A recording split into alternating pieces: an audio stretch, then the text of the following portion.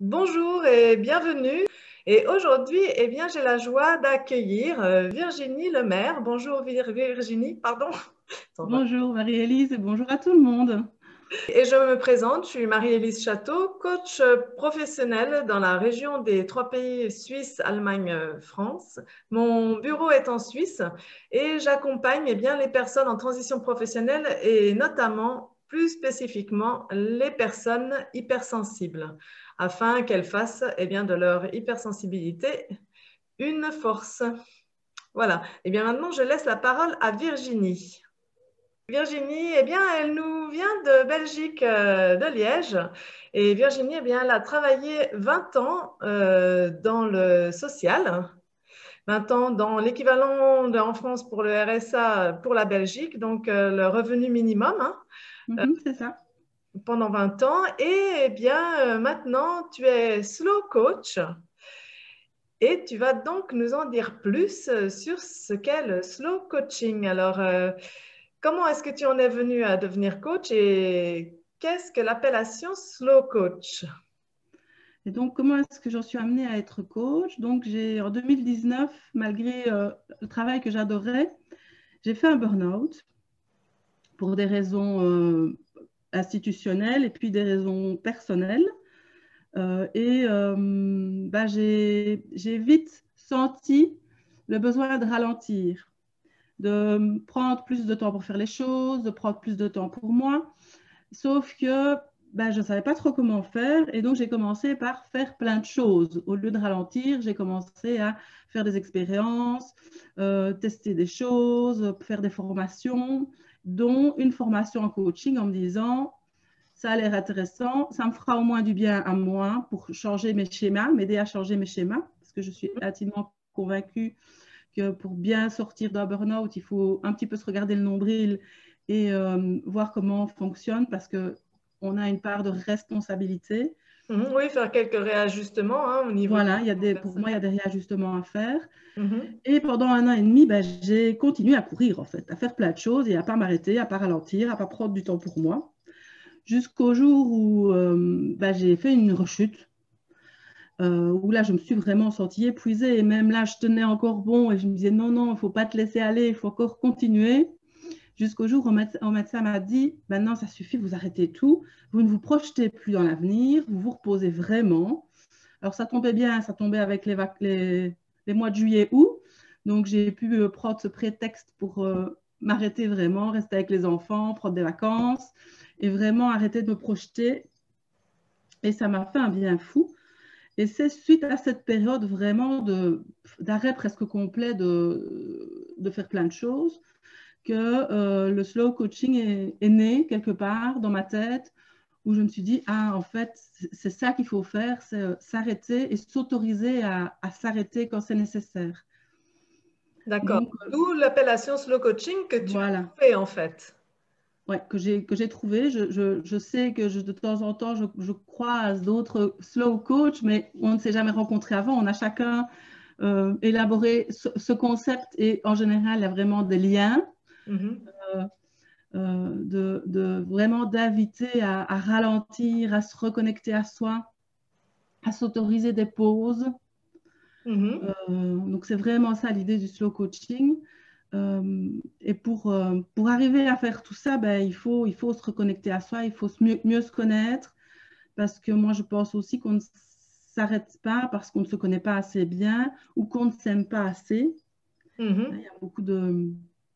Et Et donc, il y a tout un travail à faire autour de ça avant de pouvoir vraiment s'accorder ce temps parce que sinon, on culpabilise de ne pas faire certaines choses ou de s'occuper de soi avant de s'occuper des autres. Euh, donc, c'est-à-dire donc, que par rapport au coaching qui a un objectif à atteindre, clarifier avec les étapes pour y arriver. Donc, toi, ça consiste en quoi alors? Comment dans la pratique, tu fais avec les gens que tu accompagnes? alors, dans la pratique, donc, il y a ce volet où il faut se reconnecter à soi, reconnaître ses besoins, ses valeurs, pour savoir pour donner du sens à se ralentir, parce qu'on est des êtres de sens, les hommes, les êtres humains sont des êtres de sens, ils ont besoin de comprendre le pourquoi des choses, et on a besoin quelque part de comprendre aussi pourquoi on doit ralentir pour pouvoir se l'autoriser. Hein, moi, j'ai eu besoin de quelqu'un qui me dise stop. Et donc, l'idée du slow coaching, c'est d'être cette personne qui va dire on peut s'arrêter, le monde ne va pas s'arrêter de tourner si même on le fait. Et puis, de conscientiser le temps qu'on s'accorde vraiment au quotidien, parce qu'on ne s'arrête jamais pour se poser la question, en fait. On croit qu'on s'accorde du temps, mais en réalité, on ne s'en accorde pas tant que ça. On accorde beaucoup de temps au travail, à toutes les tâches qu'il faut faire, hein, s'occuper des enfants, même si on y met du plaisir, mais c'est quand même une contrainte, malgré tout. Les repas, le ménage, tout un tas de choses qu'on doit faire, toutes les obligations, toutes les responsabilités qu'on a. Ça rejoint un peu la charge mentale, non, hein, tout ça? Oui, ça rejoint un peu la charge mentale. Et d'arriver à réaliser que se donner du temps, c'est aussi un cadeau qu'on fait aux autres, qu'on fait à son entourage. Je pense que ceux qui ont déjà vécu un burn-out ou une période d'épuisement, ou qui sont peut-être dedans mais qui ne se rendent pas compte, mais se rendent compte qu'ils sont beaucoup plus irritables. On démarre au quart de tour, on a des émotions un peu exacerbées comme ça parce qu'on n'arrive plus à les gérer. Et donc, moi, je sais que mes enfants, quand j'ai commencé à aller mieux et à m'accorder du temps et à m'occuper de moi, ils ont trouvé qu'ils avaient une nouvelle maman. Parce que je criais beaucoup, ce qui n'est plus le cas maintenant. Parce que j'ai appris à... C'est une question de curseur, en fait, entre le contrôle à tout va et le lâcher-prise complet. Donc, il y a une sorte de curseur à trouver qui est propre à chacun, parce que tout le monde n'a pas les mêmes besoins, puis tout le monde n'a pas la même vie non plus. Et donc, c'est vraiment trouver le bon curseur pour s'accorder du temps. Ça peut être 5 minutes, hein, parfois. 5-6 minutes peuvent suffire sur une demi-journée, mais que ce soit un temps de qualité, on va vraiment se ressourcer. D'accord. Donc, comme quoi, par exemple, pendant ces 5 minutes? Ça peut être simplement, on est tous beaucoup en télétravail, pour travailler de la maison, on ne bouge pas beaucoup. Ça peut être simplement si on n'a pas d'autre possibilité, d'ouvrir sa fenêtre, de prendre un thé, un petit café, d'ouvrir sa fenêtre et de s'aérer 5 minutes en ne faisant rien d'autre que se poser, boire son petit café et s'arrêter. Ça peut être simplement ça. Ça peut être prendre quelques respirations profondes, par exemple. Apprécier ses pauses. Des fois, c'est vrai qu'on l'apprend, peut-être, oui, et on pense déjà à ce qu'on va faire après. Voir au travail devant son ordinateur, voir on prend sa pause devant son ordinateur. Oui, oui, c'est vrai, des fois, oui, c'est vrai que c'est dommage. Je me rappelle avoir discuté avec quelqu'un qui, de un, comme elle était en télétravail, estimait que le temps de trajet qu'elle utilisait avant pour aller de son travail à chez elle et inversement était transmuté en temps de travail. Ah, En sachant que de chez elle à son travail, elle devait avoir 1h30 de route aller, 1h30 de route retour. oh, c'est énorme, 3 heures, quoi. 3 heures. Donc ces 3 heures-là, au lieu de les prendre pour elle, elle les travaillait. D'accord. Et alors je lui disais, au moins tu prends du temps à midi. Une tartine devant mon ordinateur. Ah oui. Donc ça veut dire que non-stop toute la journée, elle était focalisée sur son écran et elle s'arrêtait jamais, quoi. D'accord. Ça veut dire que ça a renforcé ça, cet écueil a été renforcé en fait par le télétravail quand Ouais, je pense que pour certains, oui. Ouais, ouais, tout à Parce fait. qu'on n'a plus les pauses café avec les collègues. Oui. Ah oui, Hein, oui, ou ceux qui fument d'aller fumer sa cigarette. oui. C'est bête, hein, mais ça fait quand même une coupure. C'est pas Comment? la meilleure, mais ça fait une coupure.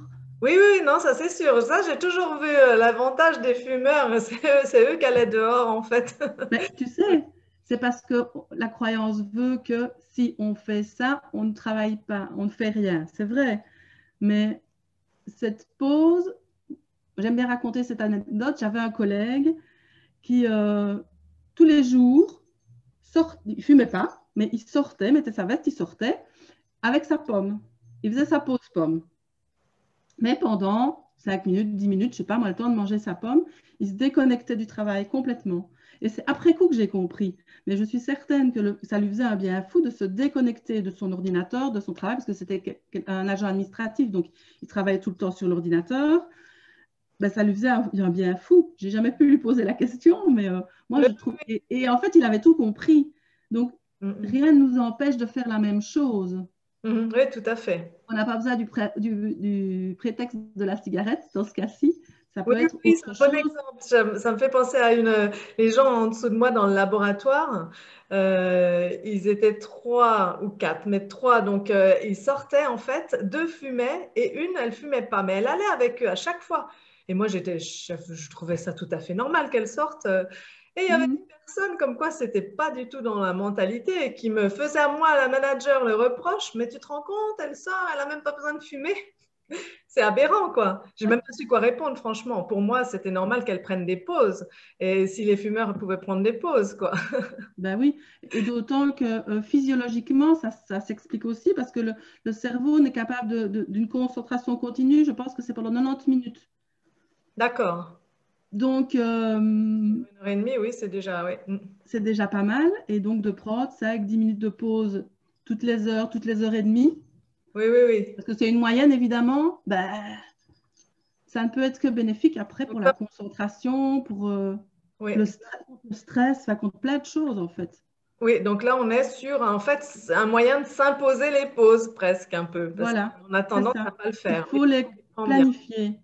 Il Mhm. faut les planifier et les mettre dans son agenda comme un rendez-vous. Oui, oui. Donc, c'est ça que tu préconises. Et donc, C'est en ça fait, que je si je préconise. comprends bien, il y a eu beaucoup de gens, quand tu as fait ton burn-out, qui t'ont dit, hein, bah, il faut arrêter, il faut arrêter. Et bah, tu ne l'avais pas vraiment fait jusqu'à... Alors, qu'est-ce qui s'est passé avec cette fois-là, vraiment? Et c'est ce que tu apportes aux gens, qui fait que vraiment, cette fois, tu as arrêté. C'était quoi le déclic, en fait? Ben, moi, c'est quelqu'un qui m'a donné l'autorisation quelque part, D'accord. vraiment de m'arrêter. Et c'est là que parce que j'avais appris plein de choses pendant l'année et demie qui s'était écoulée, j'avais appris plein de choses, mais que je ne mettais pas en pratique. Hein. D'accord. Méditer un petit peu chaque jour, ouais, je le faisais 1 semaine, 2 semaines, puis j'arrêtais. Mais c'est une pause aussi, ça, par exemple. Oui, C'est la un méditation. autre genre de pause. Et c'est des choses qui sont vraiment utiles. Et c'est seulement quand je me suis vraiment arrêtée que j'ai pu mettre en musique tout ça, si tu veux, de se dire, bah oui, euh, là, j'ai été tellement loin qu'il faut vraiment que je m'arrête. Et je me suis arrêtée 2 mois, vraiment. Mhm. Donc, l'idée du slow coaching, c'est de pouvoir anticiper et ne pas en arriver au point où on doit complètement tout arrêter. Il y a des gens qui font des burn-out qui ne savent même plus sortir de leur lit, Mhm, mhm. Oui, tout à fait. qui physiquement n'arrivent pas à sortir de leur lit, Mhm, qui en, mhm. Oui. qui en vont à un niveau d'épuisement tel que. Donc, l'idée du slow coaching, c'est euh, vraiment d'inciter les gens à intégrer ces moments de pause dans leur quotidien pour justement prévenir ces moments d'épuisement complet, de mieux s'écouter. Oui, c'est en prévention, en fait, à un burn-out. Ça, c'est mon idéal. Oui, les gens que tu aides, c'est ceux qui sont en poste et qui risquent le burn-out. Donc, c'est ce que j'aimerais, mais le problème, c'est que quand on est dans donc j'essaie vraiment de sensibiliser parce que quand on est dans ce processus, on ne s'en rend pas compte en fait. D'accord. Donc, tu sensibilises avant. Qu'est-ce que tu fais? Tu as une actualité?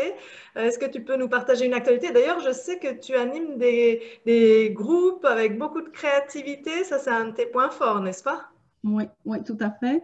J'anime un groupe de parole le deuxième et le quatrième mardi du mois en ligne à 20 heures autour de l'épuisement et de burn-out. Donc, tout le monde, toutes les personnes qui se sentent dans cette dynamique qui sont les bienvenues. C'est vraiment un partage de base, un partage d'expérience. L'idée, c'est que chacun puisse amener sa petite pierre, parce que moi, j'ai testé des choses, il y a des choses dont je suis convaincue, mais je n'ai pas tout testé, je n'ai pas tout essayé. Donc, c'est vraiment de pouvoir partager ces difficultés, mais aussi ce qui nous aide Oui. euh, Donc ça, c'est un échange que tu proposes donc le deuxième et le quatrième mardi du mois, régulièrement, à 20 heures. Et à comment 20 est-ce heures. qu'on fait? On mettra dans le lien, hein. Mais Oui, comment on peut mettre dans le lien. le Donc, meilleur... pour être bien informé et avoir toutes les infos régulièrement, l'idéal, c'est de s'inscrire au groupe que j'ai créé qui s'appelle Épuisement, Burnout et si on sortait ensemble, et si on en sortait ensemble. OK. Et là, il y a il y a le lien, il y a les dates, tout est mis dans le groupe. Et puis, je fais des rappels réguliers dans le groupe, sur ma page aussi. Mais vraiment, je pense que le mieux pour être informé, c'est ça. Ou alors, de me transmettre par... S'il te plaît? Ton adresse email. Voilà, On va de me transmettre, intéressant. m'envoyer un petit courriel et alors j'intègre les gens dans ma liste de contacts et ils ont les informations directement dans leur boîte mail. Voilà. D'accord, très bien. Et donc, j'ai bien compris que toi, ce que tu veux, c'est donc vraiment sensibiliser en amont des gens qui peut-être ne sont pas encore dans la situation. Donc, tu as aussi une conférence de prévue, je crois. J'ai une conférence prévue fin juin, mais qui sera, j'espère, je touche du bois, en présentiel. D'accord. Mais je suis aussi en préparation d'un programme et il y aura des webinaires pour lancer ce programme, mais c'est pas encore, les dates ne sont pas encore arrêtées. Très C'est vraiment, on est en plein dedans, là, plein dans la préparation de ça. Mais voilà, je suis en train de créer ce programme pour vraiment accompagner. Il y aura un accompagnement individuel qui sera compris dans le programme. Les gens qui vraiment ressentent ce besoin de lever le pied, mais qui n'y arrivent pas, tout seuls. D'accord, très bien. Donc, c'est vraiment ça. Tu appelles donc les gens qui commencent à sentir ce besoin de lever le pied, mais qui n'y arrivent pas, quoi, qui savent, Voilà. qui sont vraiment dans la roue du hamster. Ceux qui sont déjà dans un processus de burn-out et qui sentent bien qu'il y a des choses à travailler et qui ne trouvent pas la bonne personne. Parce que de mon expérience, moi, il y a les médecins, les thérapeutes, il y en a peu qui sont vraiment sensibilisés à ce que c'est le burn-out, à comment est-ce qu'on le vit, comment est-ce qu'on se sent. Moi, je sais que le médecin et le thérapeute que j'ai vu en début de processus, ben, les deux me demandaient de me projeter tout le temps vers l'avenir et puis, ben, on a toujours des comptes à rendre. J'imagine qu'en France, c'est pareil. Quand on est en maladie, à un moment donné, on a des comptes à rendre. Et on n'a pas l'opportunité vraiment de calmer le jeu et de ne penser qu'à soi, en fait, parce qu'on doit toujours être en mouvement et on nous demande d'être toujours en mouvement. Or, il y a vraiment un besoin de prendre du recul et d'arrêter de se projeter parce que ça génère du stress de devoir se projeter. Et qu'est-ce que vous allez faire après? Est-ce que vous allez reprendre le travail? Et quand vous allez reprendre le travail? Et il faut pouvoir s'écouter. Et ce n'est pas facile avec toutes les injonctions qu'on a. Oui, oui. La pression sociale de tu ne travailles pas, donc tu fais Voilà. rien, donc tu n'es plus personne. Oui, oui, tout à fait. Ok, ben écoute, je pense que le message est très clair. Je te remercie beaucoup, Virginie, d'être venue Merci beaucoup à parler toi. du slow coaching. Et puis, eh bien, j'invite les gens à te contacter. On va mettre tous les renseignements en description de cette vidéo. Super. Merci beaucoup, Virginie. Merci beaucoup. Au revoir à tout le monde. Au revoir.